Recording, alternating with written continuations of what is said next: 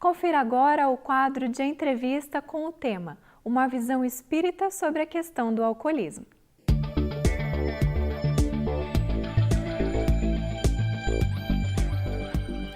Olá, seja muito bem-vindo, seja muito bem-vinda. Começa agora o nosso bate-papo. E hoje vamos tratar de um tema que é um tema problemático. Marcelo, como o Espiritismo vê a questão do alcoolismo? E conosco hoje Marcelo Garcia Koenig. Só para relembrar, Marcelo é médico, mestre em epidemiologia e também atua na Secretaria Municipal de Saúde, Marcelo, numa das coordenações. Qual é a sua área lá mesmo? Carteira de serviços. Carteira de serviços. Eu nem sei o que é isso, Marcelo. Sem dúvida nenhuma de grande responsabilidade, dado que Curitiba tem aí papel importante, né? Os modelos de saúde aí que tem exportado para o Brasil todo. Aí, Marcelo, vamos falar sobre alcoolismo. O alcoolismo hoje, Marcelo, eu via estatísticas recentes, sobretudo no Denatran, dizendo que o Brasil hoje tem cerca de 51 mil mortes, né, por acidente de trânsito, aqueles diretos, que são, né, constatados ali na via. E 93% causados, esses acidentes, por homens. E 70% dos acidentes têm como motivador o uso do álcool. Especialmente esses fatais, né? Essas grandes tragédias. Os fatais. Afirma ainda a Organização Mundial de Saúde que são 3 milhões e 300 mil mortes por ano decorrentes, né, do uso do álcool. Marcelo, alcoolismo pode ser considerado uma doença? É muito interessante essa pergunta. É claro que a gente evoluiu muito quando a gente deixou de considerar o alcoolismo um desvio de caráter. Diz assim, que é sem vergonhice, que a pessoa que é dependente do álcool é uma pessoa que não tem força de vontade ou algo assim. Mas, na minha opinião, dizer que o alcoolismo é uma doença ainda é reducionista, ainda é pouco. O alcoolismo é, sem dúvida, um dos maiores problemas de saúde do mundo. Saúde pública, sim, porque os governos têm que estar olhando para esse problema, e saúde particular, que digam aí as famílias que estão nos assistindo e que tem um alcoolista no lar, né? Que tem uma pessoa que é dependente do álcool no lar, a dificuldade, o transtorno, o estrago que causa. Então, nós temos que tentar transcender a ideia do rótulo. O alcoolismo é uma doença, porque normalmente a gente reduz aí a dizer que então nós temos uma pessoa doente, que é o alcoolista, e o resto das pessoas são saudáveis.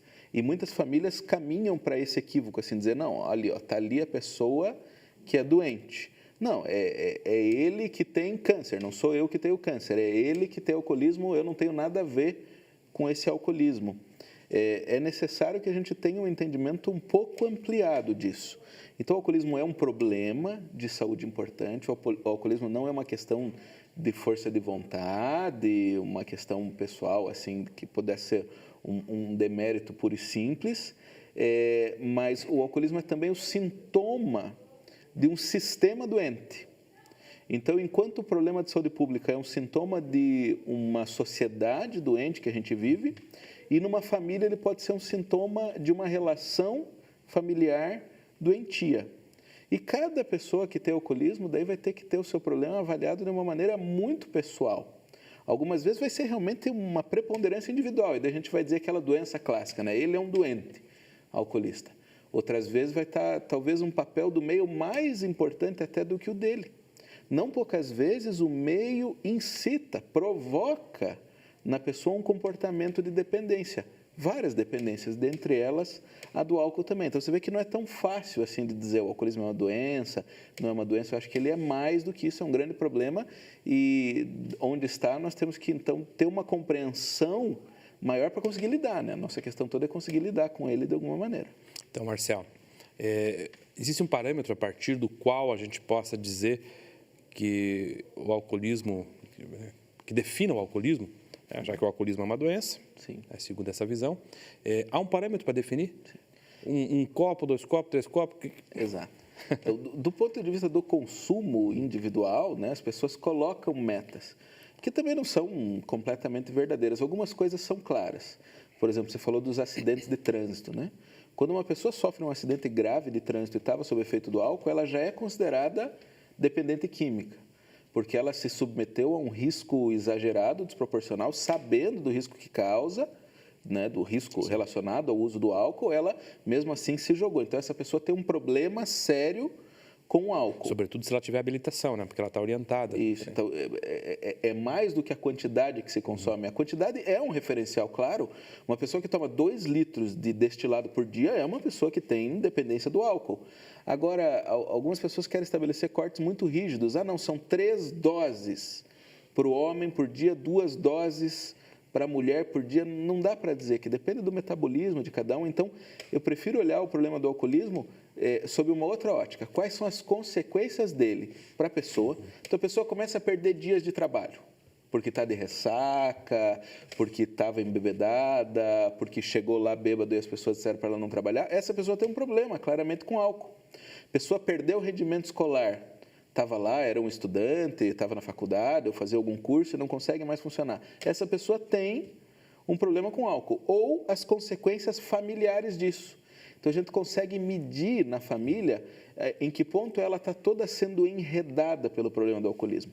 Por incrível que pareça, as famílias que quebram, né, aquelas brigas homéricas a respeito do álcool, onde se xingam e tem aquela show, estão mais próximas do saudável do que aquelas que se adaptam a um bebedor problema. Então, aquela esposa que critica o seu marido, que briga com ele, que quer dar uns tapas nele, não dê uns tapas, né?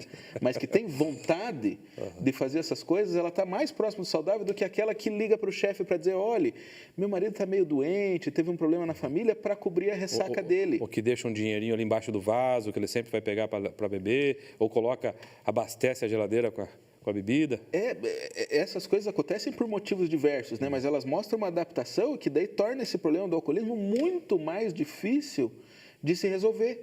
Então, enquanto a família pega e, não, o seu pai não vai chegar mesmo, vamos jantando, ela está num estágio. Agora, quando ela, não, vamos esperar, porque o pai foi beber um pouco, ela vai se adaptando a isso, ela está num estágio mais profundo do problema do alcoolismo, sabe? Então, a gente identificar, quantificar, a gente deve fugir daquela coisa de tentar contar em doses o quanto uma pessoa tem, mas sim olhar consequências para o desenvolvimento pessoal, para a vida familiar e os reflexos disso no ambiente social no qual a pessoa está inserida. Muito bem, Marcelo, a gente vai fazer um intervalinho e já volta aí para falar sobre os impactos do alcoolismo.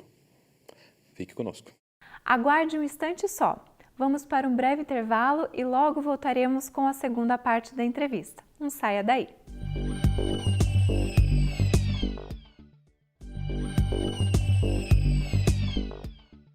Retornamos com a segunda parte da entrevista de hoje e o tema é uma visão espírita sobre a questão do alcoolismo. Acompanhe. Muito bem, estamos de volta.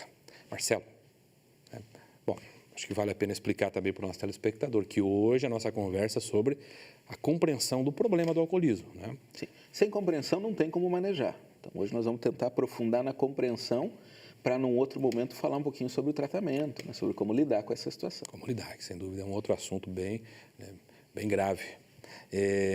Marcelo, tem como dimensionar o impacto do alcoolismo? Acho que vale a pena esse reforço, né? Você mesmo trazia no começo para nós os impactos diretos na saúde, né? Então, existem muitos impactos do ponto de vista individual. Todo mundo sabe que o alcoolismo pode levar à cirrose hepática. Aliás, isso é uma coisa comum, né? Frequentemente, as pessoas vêm dizer, doutor, posso ver como é que está meu fígado? Eu falo, mas por quê? Porque a pessoa sabe, né, aquele dano direto que é causado ali. E hoje em dia tem um modismo, é um modismo mesmo, de se pedir muita ecografia do fígado para ver se tem infiltração gordurosa.